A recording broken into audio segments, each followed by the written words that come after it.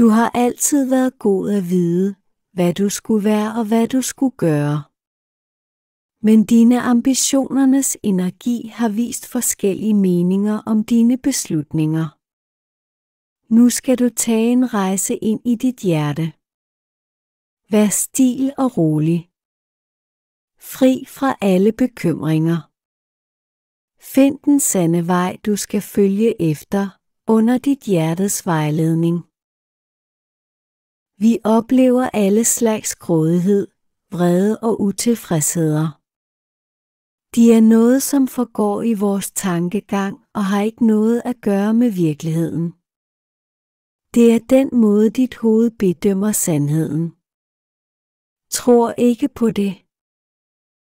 I stedet for at have behov for noget, ryd noget andet ud af vejen og skabe et anderledes oplevelse på et eller anden måde, med freden og afslappelse som formål.